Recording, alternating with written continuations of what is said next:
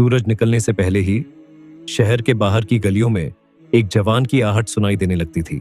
नाम था रईस। न कोई जमीन न कोई दुकान, बस मजदूरी के सहारे जिंदगी। रईस हर रोज कंधे पर फावड़ा रखकर मकानों की तरफ निकल जाता। हाथों में छाले थे, पीठ झुकी हुई थी, लेकिन दिल में कोई शिकायत नहीं थी। लोग अक्सर कहते थे, इतनी मेहनत क्यों करता है, किस्मत में होता तो कुछ बन जाता। रईस बस मुस्कुराता और कहता, मेहनत मेरा काम है और रिज़्क देना अल्लाह का। उसके घर में एक बूढ़ी माँ थी, कमजोर, बीमार, लेकिन हर नमाज के बाद अपने बेटे के लिए दुआ करने वाली। एक दिन काम करते वक्त रईस का फावड़ा एक पत्थर से टकराया। थक उसने मिट्टी हटाई तो नीचे एक पुराना चमड़े का थैला दिखा। रईस का दिल जोर से धड़क उठा।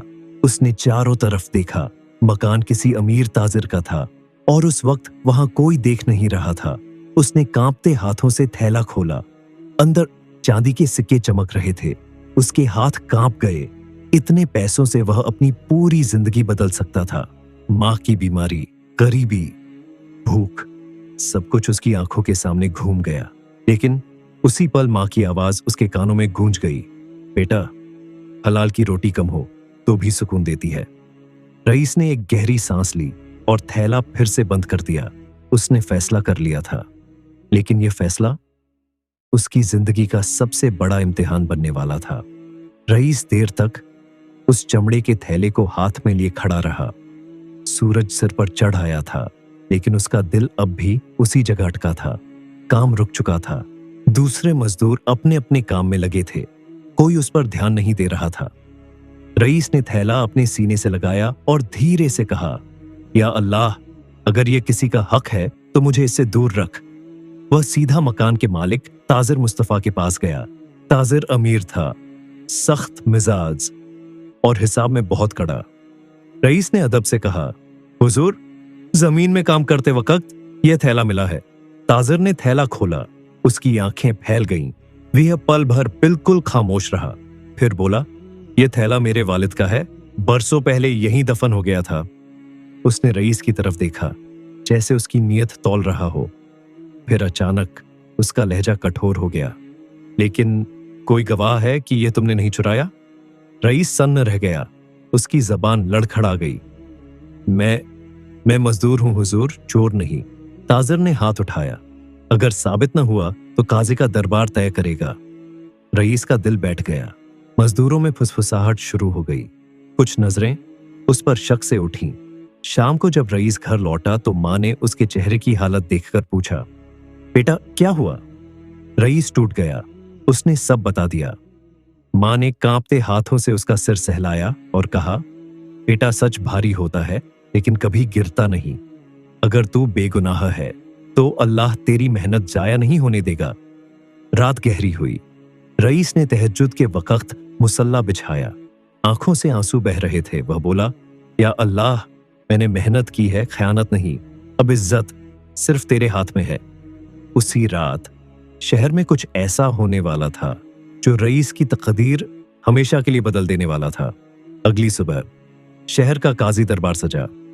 लोग दूर दूर से इकट्ठा हो गए थे। एक गरीब मजदूर पर इतनी बड़ी अमानत का इल्जाम सबके लिए हैरानी की बात थी। रईस सर झुकाए दरबार के बीच खड़ा था। हाथ खुरदरे थे, कपड़े धूल से भरे, लेकिन आंखों में झूठ नहीं था। ताजिर मुस्तफा आगे बढ़ा और बोला, यह थैला मेरे वालिद की अमानत है। यह मजदूर इसे छुपा सकता था, लेकिन इसे मेरे पास लाया। फिर भी सवाल यह है कि इसे जमीन से आखिर किसने निकाला? काजी ने रईस की तरफ देखा। तुम्हारा क्या कहना है? रईस ने कांपती मगर साफ आवाज में कहा, हुजूर, मैं रोज मेहनत करता हूं। मेरे ये हाथ गवाह है।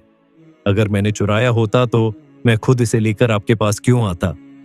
भीड़ में खामोशी छा गई। काजी ने गवाह मांगे, लेकिन कोई आगे नहीं आया। रईस का दिल बैठने लगा। तभी भीड़ के पीछे से एक बूढ़ा मजदूर लाठी टेकता हुआ आगे बढ़ा। उसने कहा, हुजूर काजी, मैं गवाह हूं। सब चौंक गए। बूढ़ा बोला, मैंने अपनी आंखों से देखा कि यह जवान सूरज निकलने से पहले काम पर आता है। जमीन खोदते वक्त जब यह थैला निकला तो इसने एक पल के लिए भी इसे छुपाने की कोशिश नहीं की। ताजिर मुस्तफा खामोश हो गया।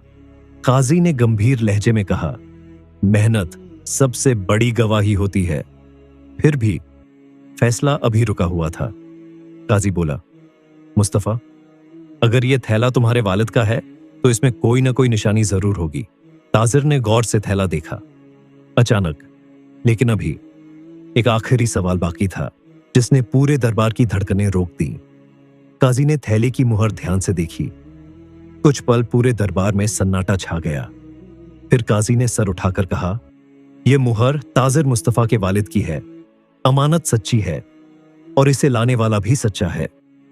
भीड़ में धीमी धीमी आवाजें उठीं। रईस की आंखें भर आईं। काजी ने ताजिर की तरफ देखते हुए कहा, जिस मजदूर ने मेहनत के दौरान अमानत पाई और उसे छुपाने के बजाय लौटा दिया, वह चोर नहीं, अमानतदार है। ताजिर मुस्तफा आगे आया। उसकी आवाज में पछतावा था। रईस, मैंने तुम पर शक किया, मुझे माफ कर दो। रईस ने सर झुकाया। मैंने बुरा नहीं माना हुजूर। काजी ने फिर फैसला सुनाया, आज से रईस सिर्फ मजदूर नहीं रहेगा, यह अमानत उसी की मेहनत से निकल चुकी है।